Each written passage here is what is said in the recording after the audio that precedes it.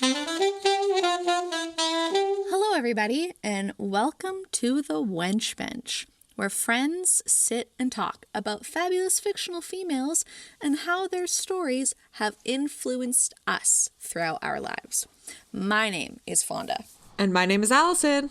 Today, Alison is going to be talking about Princess Mononoke. Yay! Yes, and kind of all the other female characters too.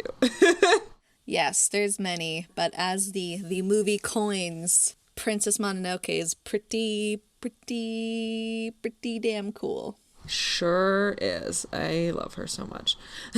Do you, Alison, want to talk about like the premise or the quick setting or any like interesting quick facts before you dive in? So I do have some quick facts, and then I have a summary. I tried to write the summary by myself, and I realized just how wild this movie was. And just how much plot is jammed in. For those who don't know, Princess Mononoke is a 1997 film from Studio Ghibli. It was first released in Japan with the name Mononoke Hime. Do you know why Hime, Alison? Hime is kind of like princess or queen, I read. But it has to be at the end. Yeah, it's usually for like a princess, yeah. Yeah, and I actually read that when they were trying to translate it to English, Hayao Miyazaki had kind of said that there was no translation for Mononoke in English because it means spirit or monster, and princess monster doesn't really roll off the tongue in the same way, I guess. Sadly, no. But that's why, as a kid, as with many things, such as the Legend of Zelda games and whatnot, not realizing that Link was the good guy. Yep. Like, I always just, when I first played it, it's like, oh yeah, like, clearly I'm playing as Zelda. And like, I blocked the fact that everybody was calling the character Link, and I was just like, no. You're like, nope. Zelda. But the titular character is actually named San. Just like Fonda's dog. Oh, I love my dog. It does make me excited, yeah. Here's a summary taken from IMDb, written by Christopher Taguchi. While protecting his village from a rampaging bear god / demon, a confident young warrior prince, Ashitaka, is stricken by a deadly curse. To save his life, he must journey to the forest of the west. Once there, he's embroiled in a fierce campaign that humans were waging on the forest. The ambitious Lady Eboshi and her loyal clan use their guns against the gods of the forest and a brave young woman, Princess Mononoke, who was raised by a wolf god. Ashitaka sees the good in both sides and tries to stem the flood of blood. This is met by animosity by both sides, and as they each see him as supporting the enemy. It's a wild, surprisingly violent movie from Studio Ghibli. Yeah, there's a handful of, I think, movies that Studio Ghibli has put out that you're like, oh, that is okay. A little aggressive. Like, there was a lot more blood and like decapitation. Decapitation than I had expected when I first watched the movie. Lots of war and limbs being ripped off. And a lot of gun violence. Lots of gun violence. So this movie takes place in feudal era Japan, and our main hero, Ashitaka, is a prince of a clan that was actually wiped out and has disappeared from history because of emperors and wars and stuff. And so he's a really interesting character because he is a prince who comes from a small, poor village, but he still is very proper and kind of princely, which I think is sweet. Even though the movie is following him. I find that he's kind of being controlled by the desires and whims of women. Why do you say that? Is it because of San and Lady Eboshi and that? Or do you think it's because of how he... Like, do you think it's because, like, those two characters are possibly, like, manipulating the flow of his character story? Or do you think it's because him as a character values and respects these female characters that come in, and therefore his actions are kind of, like, influenced by possible thoughts or views or previous interactions from the characters? Like, I'm curious why you think that. So I think he's more influenced by them because his kind of driving force is this curse that he has put on him. It feeds off of anger and violence, and this curse originated due to this fight between the forest gods and Irontown, as it is called, which is the settlement that Lady Eboshi leads. So because his peaceful life was interrupted by violence, he then goes to seek that with unclouded eyes, as he says in the movie. And because he is going there as a neutral party, you have two people on either side who have these strong opinions and these strong values, whereas he is simply trying to be neutral and trying to get everybody to kind of get along or put aside their hatred and the violence. He very much acts as like an equalizer, which is a pretty interesting role because it really allows the two women who are kind of ultimately leading this fight to take the starring role in the movie because they're so cool. Oh my goodness. Yeah. I remember at first watching the movie, I definitely, again, like you said, sometimes when you see or get a title, unless it's something where you're like, oh, that's the name of a place, or that's like a location or a kingdom name or whatever, or it's just like a really ambiguous title. But sometimes when you hear like Princess Mononoke, I remember at first I thought it was going to have a princess be the lead at the start of the story.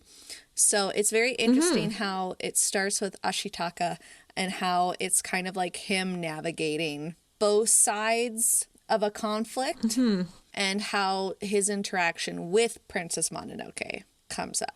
One of the things I truly love in regards to Ghibli films is that it's very rare that there is a true villain in the stories. There are so many shades of gray that he is able to balance in a way to really reflect a reality in a way and kind of teach children who are watching these shows that it isn't necessarily all black and white. There's not always a bad guy with a curly mustache cackling in the corner planning to blow up the world. Lady Eboshi is trying to do right by the people who she feels responsible for. And Princess Mononoke is doing the same thing for the spirits of the forest. She is trying to do right by them. And so there's not really a villain. There's just two sides of the same coin in a way. And it's really cool to see because he's the one who we're supposed to kind of connect with and follow along the story with, because we are supposed to see both sides. We're not necessarily supposed to be like, well, clearly San is right. Yeah. Or clearly Lady Eboshi is right. Like, we're supposed to see they both have value in their opinions. In a way, I feel like Ashitaka is kind of like the narrator. Yeah, very much so. So now we're going to kind of talk about the two main female characters and sort of their surrounding support systems separately. And then I would just want to talk about a couple moments from the movie that I love. Please do. So first is San. She was born, obviously, by human parents. And they were doing something in the forest that caused the wolf god or the wolf spirit to become angry. And her parents threw her at the wolf to, like, get away. Basically, they, like, sacrificed her. But instead of killing an innocent child, the wolf spirit named Moro actually took her in and raised her as one of her own pups. So now she has two wolf brothers and a wolf mom who can talk and is voiced by Gillian Anderson, who is just a fabulous actress. And she was raised to believe that she was a wolf, and so she sees the conflict and the idea of humans cutting down the forest as like a disrespect, as a danger to those who truly showed her kindness in her life. And she's kind of feral and confident, and she's good at fighting, and she wears this cool mask and this like wolf fur cape, and she rides on the wolves and she goes into battle with them, and she's truly like one of the pack, which I think is just this really cool dynamic for her.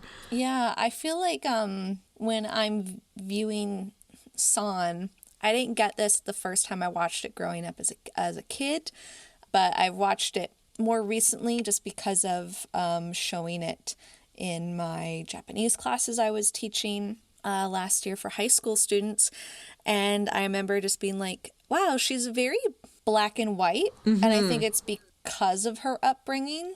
Like, she doesn't necessarily understand the morally gray areas or like reading between the lines. Like, it's either this or it's this. Kind of like with nature, right? Like, it's either really nice out and the weather's great and you can traverse up the mountain and everything's fine, or there's a thunderstorm and you suddenly touch poison ivy and like your day's really shitty. Like, there's no in between. Yes, she sees herself as a wolf, and she sees them as humans, and she does not, at the beginning of the movie, she does not see a way for her to ever cross over.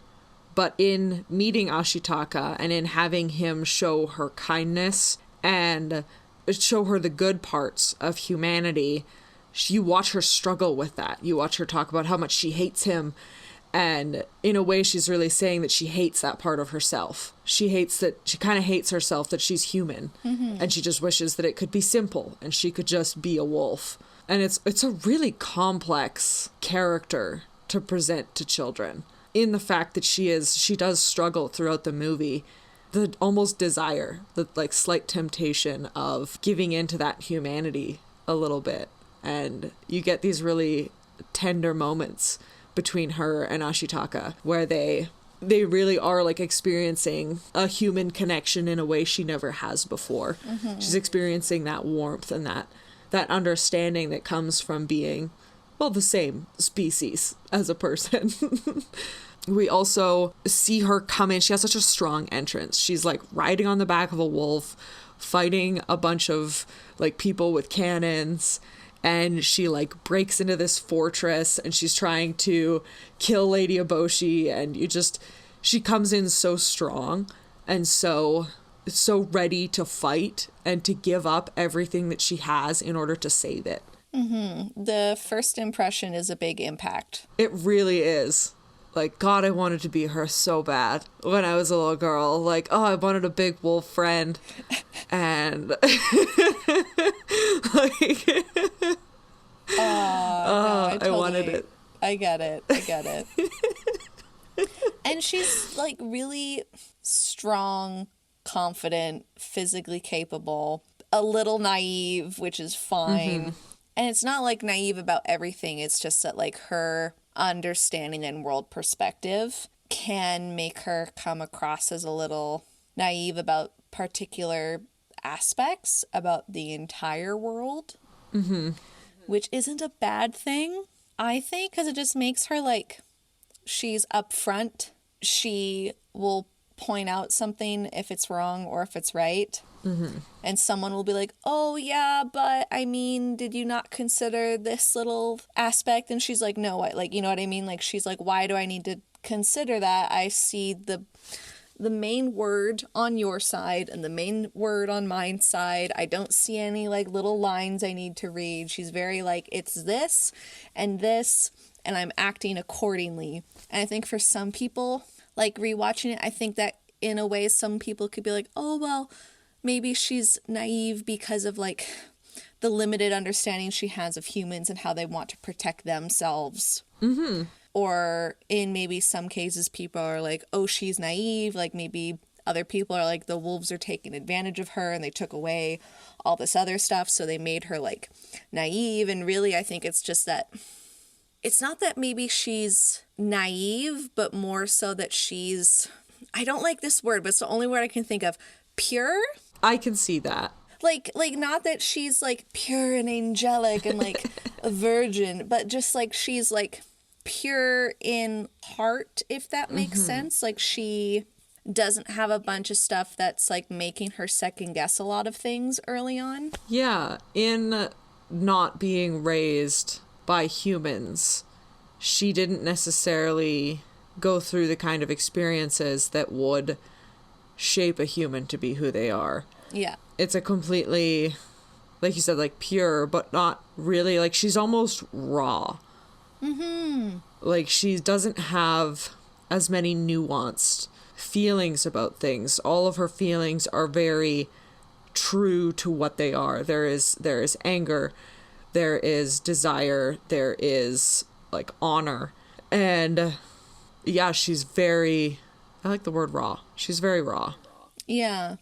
I think that's the good word I was looking for. Not pure, but raw. Yeah. Yeah, like she hasn't quite been, no smooth edges on that one. Yeah. Whereas conversely, Lady Eboshi is like all smooth edges.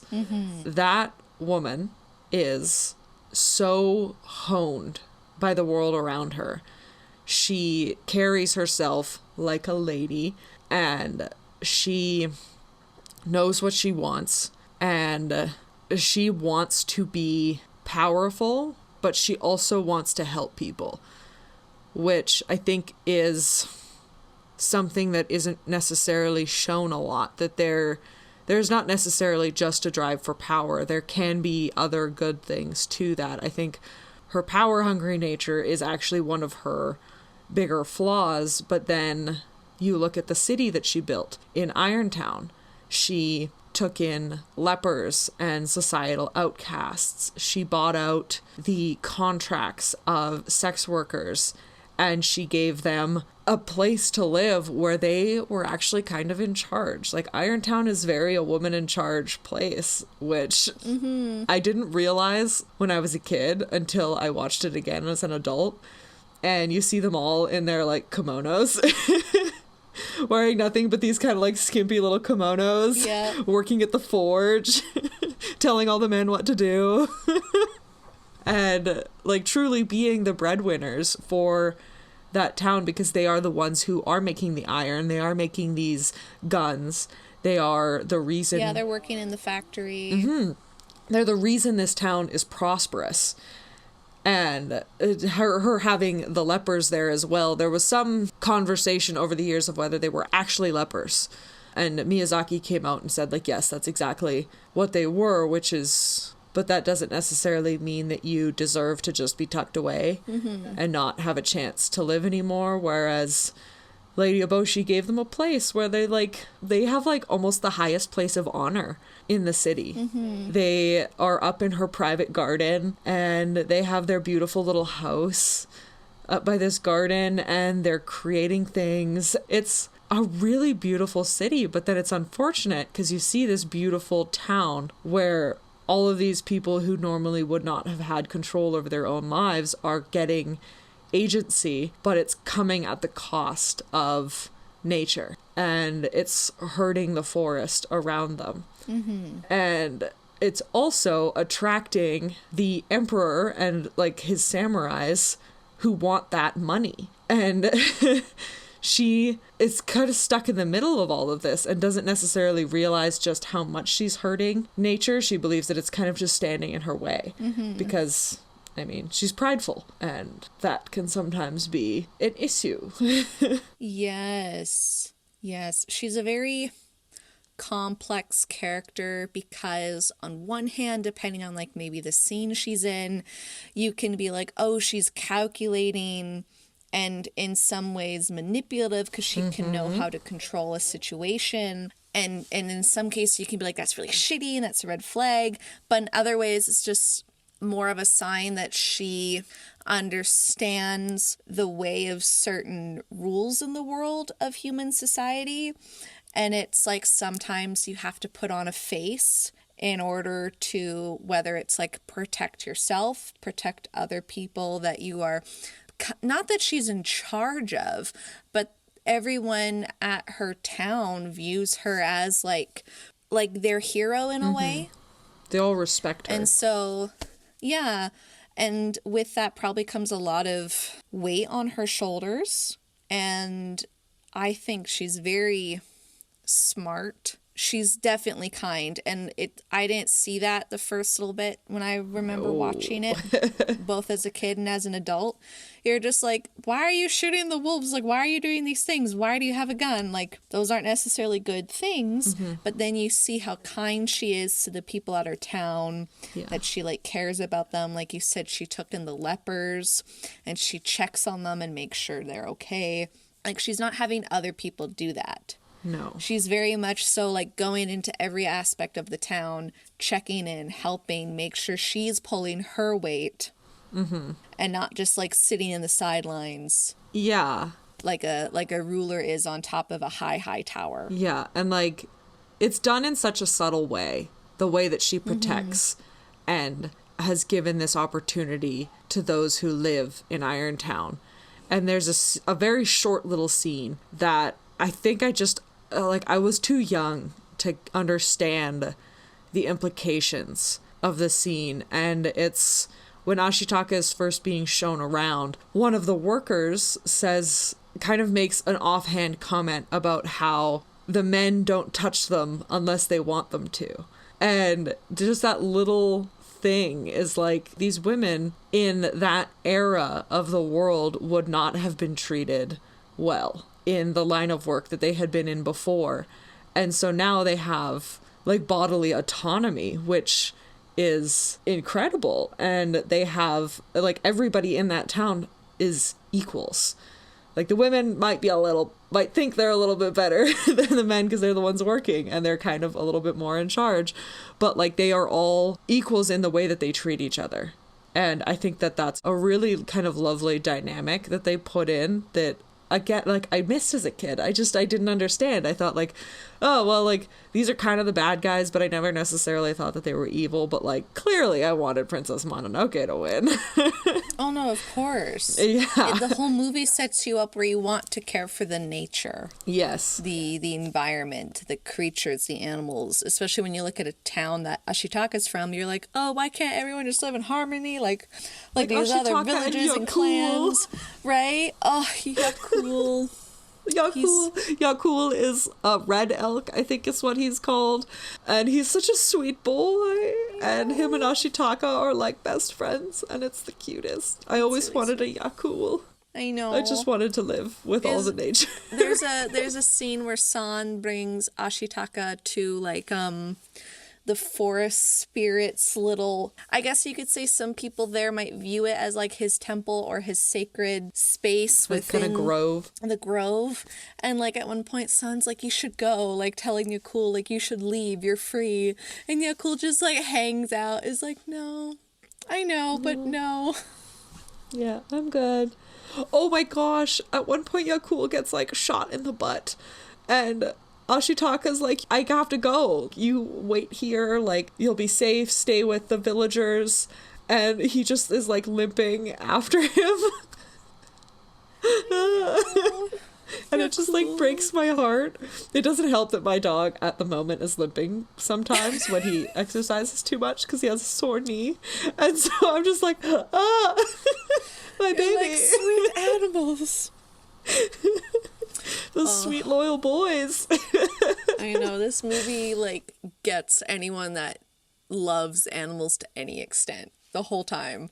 I remember that's why I think I didn't like Lady Eboshi, because I'm like, you're shooting at the wolves! You're hurting! Like, why?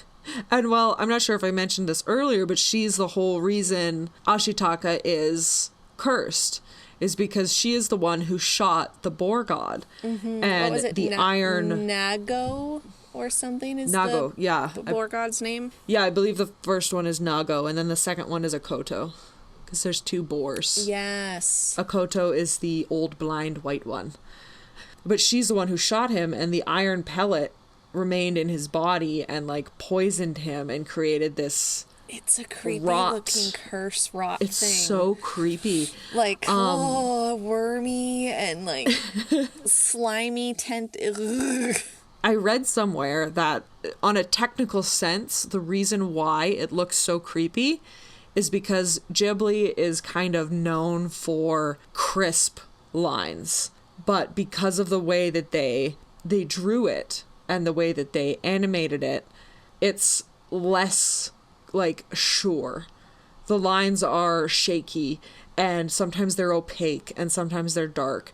And because like you don't necessarily pick it up unless you're looking for it, but it's different than everything else. Everything else is crisp and clean and kind of beautiful in a way. And then there's this tentacly rot that is the image of poison and hate bad and rage and and anger and violence, and your brain just immediately, it's just so opposing of everything else that you see.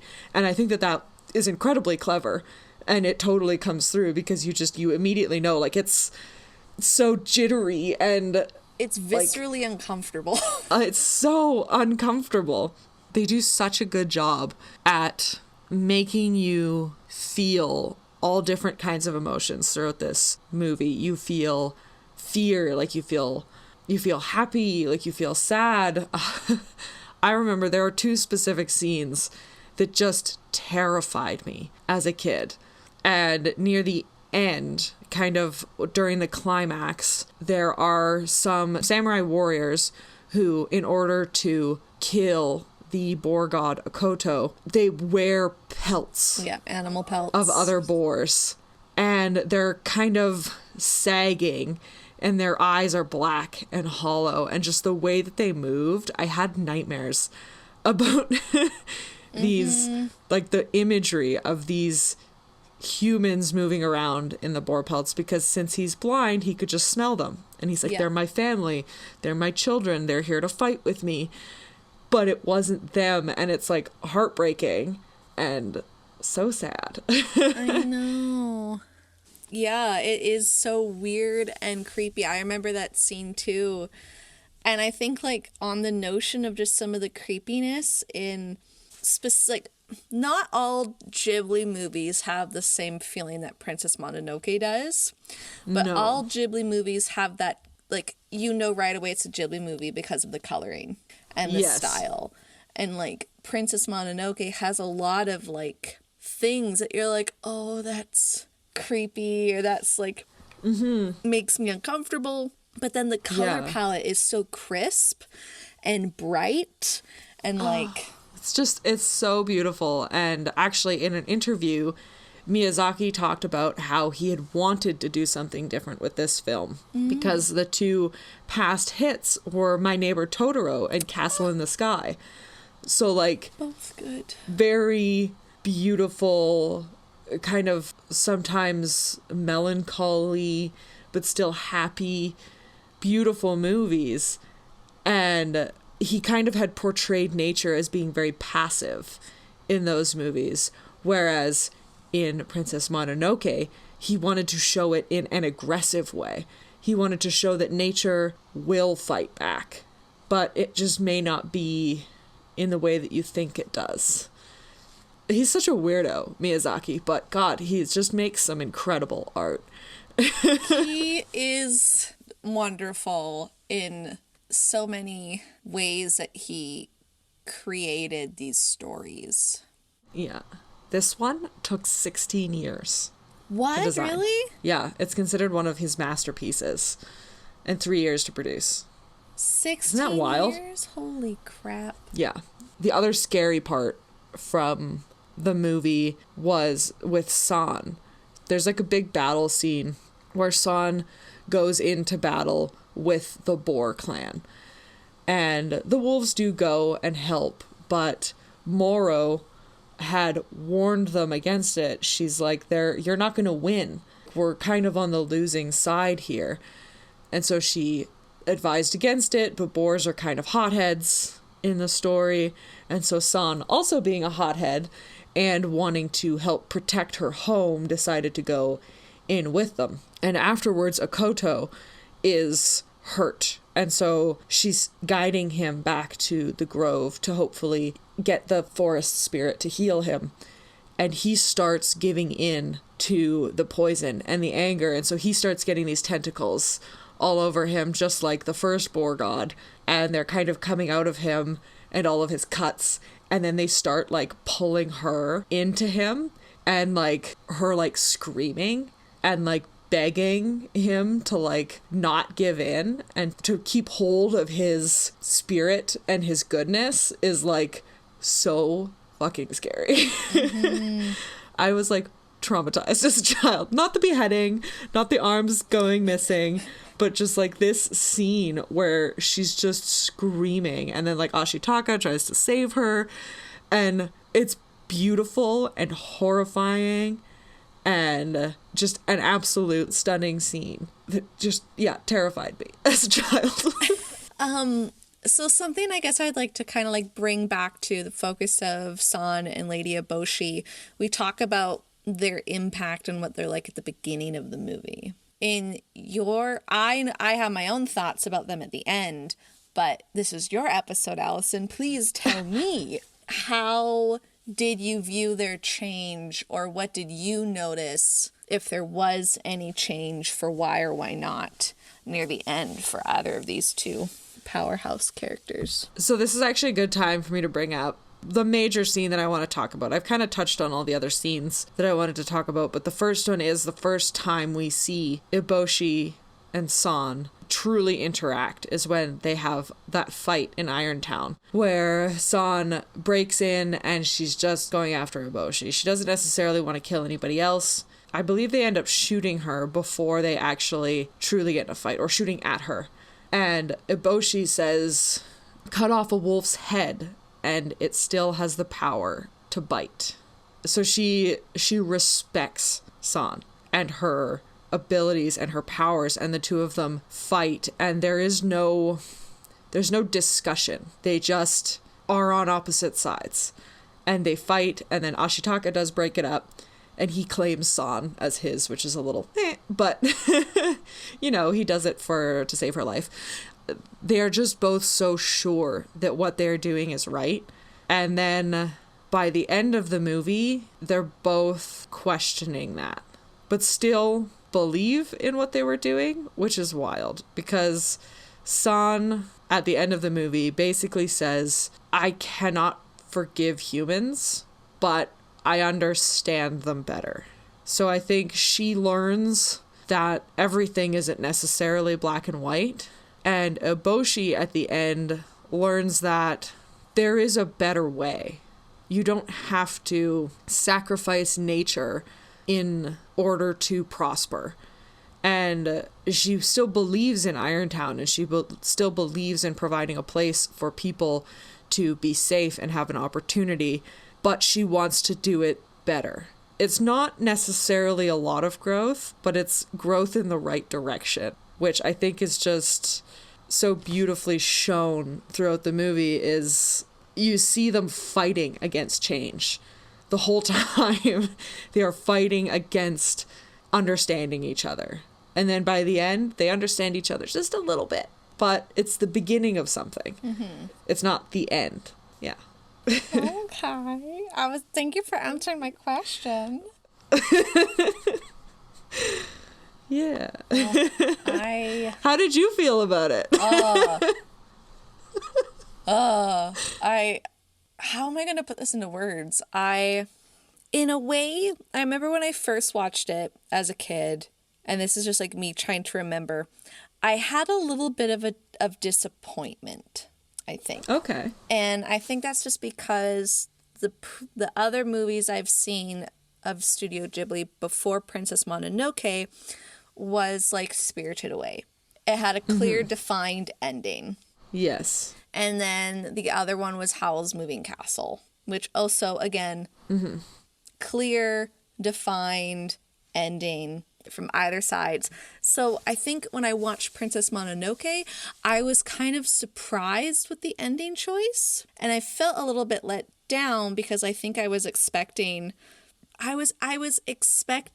them to give me something clear and defined that I was used to in other movies as a kid, right? Like, as a kid, I never really got ambiguous endings or endings where it's like, well, here's some answers, here's a little bit of change in one area, but it's not like something big and like bow wrapped.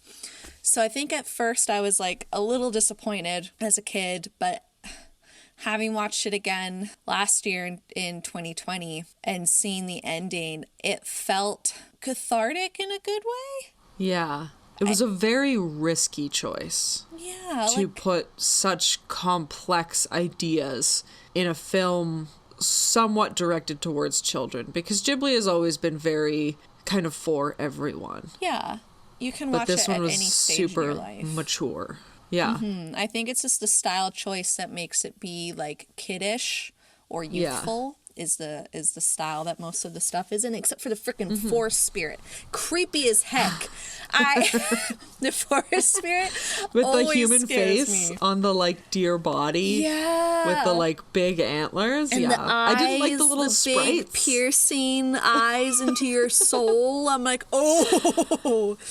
The little sprites scared me more. The little ones, like with the ticking heads. Oh, I liked them. They creeped me out. But I guess to answer your question, I was conflicted with I loved the story, and then it was just like the ending of it, where I was like, as a kid, what? Yeah. Okay. But then as an adult, I was very much like, no, that makes sense. Like, that was, I think it was the logical way to end the story. Because I think in some ways anything else could have been a little bit of a disservice to all the characters and the theme that Miyazaki was going for. Yeah. Yeah. And like the only movie that I had seen before this from Ghibli was My Neighbor Totoro. And so I had seen that though when I was quite a bit younger. And so by the time that I had actually started getting into Studio Ghibli movies, I was like 11. So I was a little bit older, and Princess Mononoke was the first one. And I think I kind of enjoyed the more mature themes. I was getting to that kind of age in childhood where you're just like, oh, I'm gonna be a grown up. And Mom, stop calling me a kid. I also 100% do not think that my mother knew how violent this movie was. I don't think. No. I do not think she would have let me watch this movie if she had actually ever seen it. But I loved it anyways. A couple more quick little things that I wanted to touch on before I get into just a couple fun facts. When I had mentioned Lady Eboshi saying that thing about the wolf's head still having the power to bite, she gets her arm ripped off by Moro's head at the end of the movie. Right. Which is just such like a little like a random bit of foreshadowing that like you do not think is gonna happen, and it's like no, it happened. Surprise. And the other thing is near the end of the movie, during all the battles, which this movie had so many battles and fights, it was really fun in that way. There's like a messenger that comes to the walls of Irontown and says, you ladies need to be taught some respect. And one of the women says, respect? What's that? And another one says, we haven't had any respect since the day we were born. And then they all make like the raspberry sound. Yeah. And it's just so cute seeing them kind of like fight for their home and their town. And there's just so many fun women in this movie. And during my research for my fun fact number 1, Neil Gaiman was in charge of the English dub. Really? Yes. So Miyazaki is notoriously strict when it comes to the English versions of his movies. Fair. I get that. Because Nausicaa, when it first came to America to be shown on American screens, was butchered. The time was cut, the story was changed, so it was like a bunch of like bad nature monsters, and like the nuance and the beauty of Nausicaa was like completely sucked out. All of the soul of that movie had just been like murdered by American studios because they just don't understand. There's a different storytelling in Japan. Very much so. Yeah. Originally, they had wanted Quentin Tarantino to do it, but he's the one who suggested Neil Gaiman. And I think Gaiman brought in that kind of subtle storytelling that he's so good at. And he managed to keep the soul of the movie while still changing things enough to make it palatable for American audiences. Mm-hmm. And he, unlike some of the other executives at Miramax, which was the studio at the time, understood Ashitaka being a prince. And it's like, well, he doesn't need palaces. He doesn't need beautiful clothing. He doesn't need money to be a prince. Being a prince is about the way you act. It's about being a leader. It's about like some air of regality that he understood and some other executives didn't, which I think he did such an amazing job. And it clearly shows that he kind of understood the feeling of the movie, the spirit of it, as it were. As it were. Yes. My last fun fact is San has been cited as an inspiration for one of my other favorite fabulous fictional females. Oh! Ahsoka Tano. I can see that. Yeah, so like her fighting style, her connection to nature, all of that was kind of taken from this movie by like some of the creators from the Star Wars, the Clone Wars places. Nice. Which I think is really cool. I love it. Do you want to tell me your top 3 Ghibli movies? In no particular order, but like they come to mind. So Princess Mononoke is my favorite. Mm-hmm. And then it would actually probably be Spirited Away, because I always loved Alice in Wonderland, and Spirited Away has that same kind of vibe. Mm-hmm. And I watched Spirited Away around the time when I was like 12 or 13. So the idea of moving away from your friends really just, I got that. Yeah, no, I get it. I understood. You're like, I that feel girl's a connection. Yeah, I felt a connection to that main girl. And then the other one is actually Kiki's Delivery Service. Ooh. That one's my third favorite. I love that one because Kiki's just so cool. Just a little witch. I mean, I know. Like, witch culture in the 90s is notorious, but Kiki was the beginning of my foray into the genre of witch. Of witchiness. Of witchiness. So, I want to close off with a really beautiful statement from Hayao Miyazaki. Okay. And clearly, you have heard for the past while why I love these characters, but here's kind of a statement about the movie and even more reason for you to go watch it. I mean, they're on Netflix. You don't have an excuse anymore. I know. Go watch all the Ghibli movies. They are available. So he said, I am not attempting to solve the world's problems. There can never be a happy ending in the battle between humanity and ferocious gods.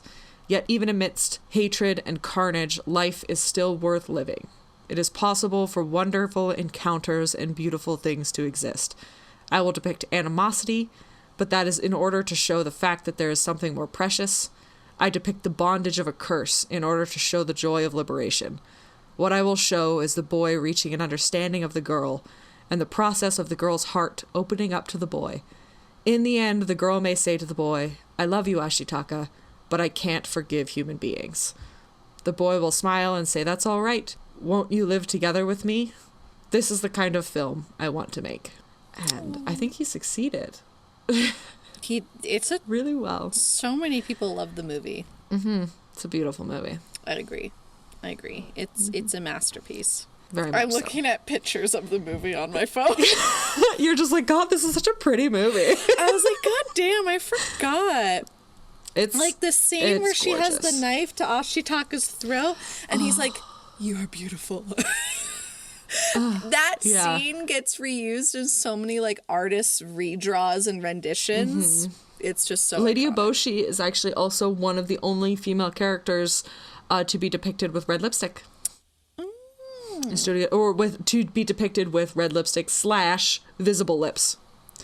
Most of Hayao Miyazaki's characters, it's just kind of like a mouth. It's not lips. Yeah. So, just a weird fun fact. So, Fonda, what are you excited about? There's a lot of things. I feel like some of the stuff I want to talk about is repetitive. Like Dungeons and Dragons and Critical Role, and I'm still playing Assassin's Creed Valhalla. But like I was thinking about it and I'm just really excited about my dog. Like, that's awesome. I would love to drop a series or like a fandom or like something, but I'm just like loving my dog lately. Not that I didn't love my dog previously, but just like kind of like having... We've just been saying San over and over in this episode. I know. I just like love my dog so damn much. And I was just thinking about it today because I could see her in view while we were recording this episode. And I was just like, oh, I love her. So I'm going to plug my dog's Instagram. That's what I'm going to do. Yeah. If you are a fan of dogs and you, like me, think everyone should have an Instagram for their dog, you can follow my dog at Live Laugh San on Instagram. Yeah, that's my plug. That's what I'm excited about. So this is a 5-star review that got left on our iTunes page in 2020. It's called Fun, Informative, Refreshing with an exclamation point. Oh. Perfect for anyone interested in finding out more about a variety of fictional females while being thoroughly entertained by the brilliant and enthusiastic hosts Alison and Fonda. I'm informed and entranced with this show. 4 exclamation points. From CAG, KAG14 is the user. Thank you so much. Yay! Thank you. Very nice. Very sweet. And for all of our listeners out there, you can find us wherever podcasts can be found. Please make sure to rate, review, and subscribe if you haven't already. And you can follow us on Tumblr, Twitter, and Instagram at Wench Bench Pod. And if you want to reach out, you can totally send us an email at wenchbenchpod@gmail.com.